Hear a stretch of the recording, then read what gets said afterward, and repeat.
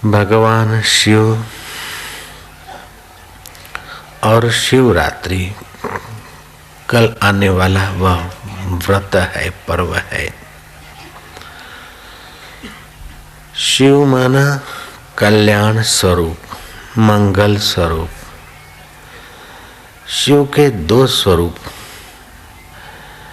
एक निर्गुण निराकार, दूसरा सगुण साकार।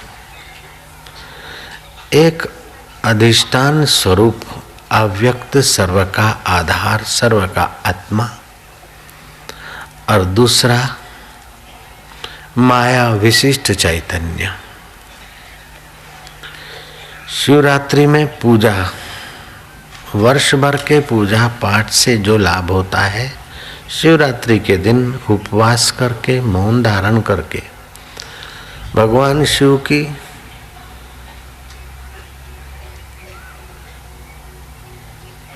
पूजा अगर मंदिर में करने को मिल जाए तो ठीक है, नहीं तो जहाँ भी अनुकूल पड़े वहाँ पूजा करने से वर्ष भर के पुण्य कर्म करने का लाभ होता है। अंबाला जिले के गांव में, अंबाला जिले का गांव भोवा गांव में एक नंबरदार रहता था। उन इलाकों में 12 मास बहने वाली नदियां नहीं है ज्यादा, बरसाती नदी। नंबरदार बरसात नहीं थी तब अपने रिश्तेदारों के गांव गया, लेकिन जब लौटा तो बरसाती नदी पूर जोर से बह रही थी। वो चिंतित हुआ, मैं अपने गांव कैसे पहुंचूंगा। उसके माता पिता ने शिव भक्ति उसे सुना रखी थी, और भगवान का भक्त अभक्तों की अपेक्षा धैर्यवान होता है, हिम्मतवान होता है, और उपाय खोजने के लिए शांत होने की उसकी आदत होती है। अंबाला जिले के भोवा गांव का वो नंबरदार शांत हो गया।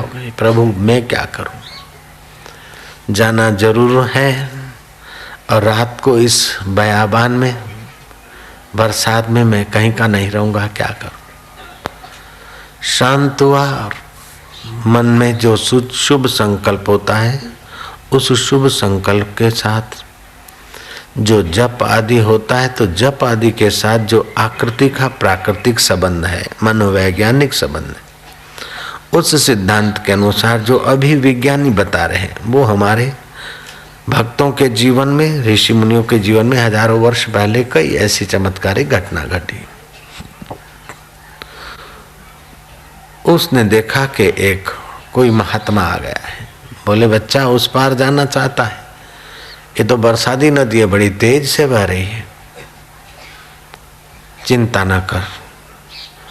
उस महात्मा ने उसके दोनों हाथों में शिव शब्द लिखा, एक हाथ पर शिव, दूसरे हाथ पर वर। बोले इन दोनों हाथों को सामने देखता सा चला जा, तू फिक्र मत कर, मानो वो धरती पर ही जा रहा है। सोचा कि ये शिव शब्द तो मैं रोज बोलता हूँ, रोज जपता हूँ, मेरे माँ बाप ने भी बताया, तो इस हाथों पर शिव लिखने की क्या, ये सब क्या है। जो संशय हुआ त्यों वो गोते खाना लगा। महात्मा ने कहा रे वो शिव जो रोज बोलता वो अलग बात है, अब तो इसी शिव को देखे चला जा, नहीं तो डूबेगा। उसकी श्रद्धा जो लड़खड़ा रही थी तो वो स्वयं लड़खड़ा रहा था। श्रद्धा फिर स्थित हो गई और वो स्थित होकर किनारे लग गया। भागवत में प्रसंग आता है कि भगवान शिव अपने शिव स्वरूप में, अपने अव्यक्त स्वरूप में, क्षेत्रे तिष्ठति सर्व जगत यस्मिन् स शिव शंभु विकार रहितः। वो विकार रहित अपने स्वरूप में निमग्न रहने वाले शिव जी को न पहचानने के कारण दक्ष ने उनको खरी खोटी सुनाना शुरू कर दिया।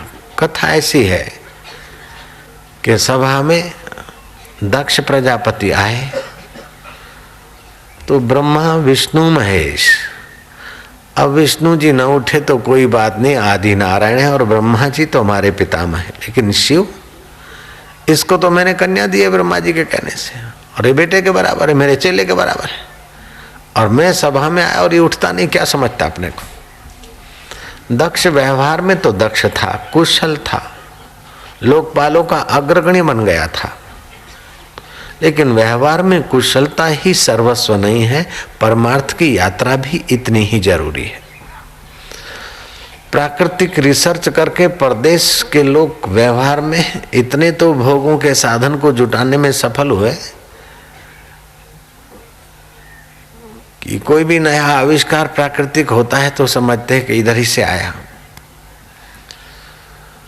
लेकिन उनकी एक तरफ ही दौड़ जो है व्यवहार में दक्षता, प्राकृतिक चीजों का उपभोग करने की, उन्हीं के अशांति का कारण बन गई।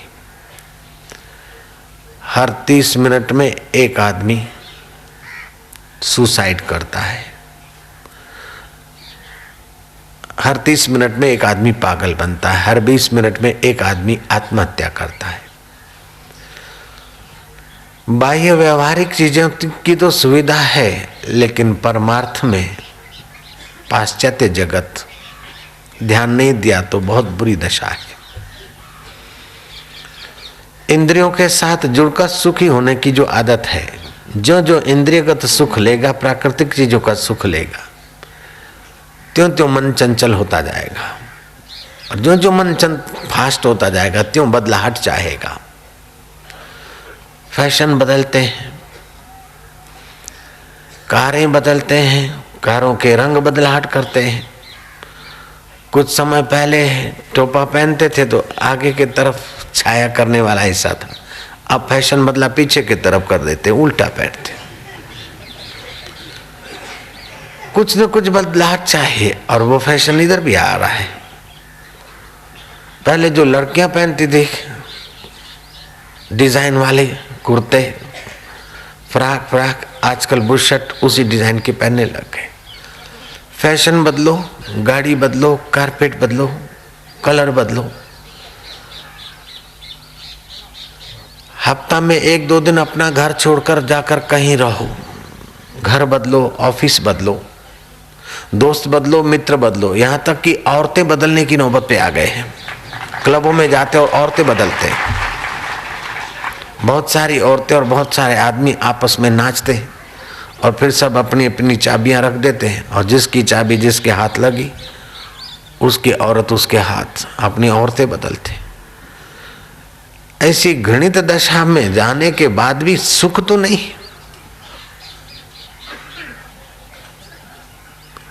माधुर्य तो जीवन में नहीं आया। तो व्यवहार में दक्ष होने के साथ साथ परमार्थ में भी प्रगति करना मनुष्य जीवन का उद्देश्य होना चाहिए।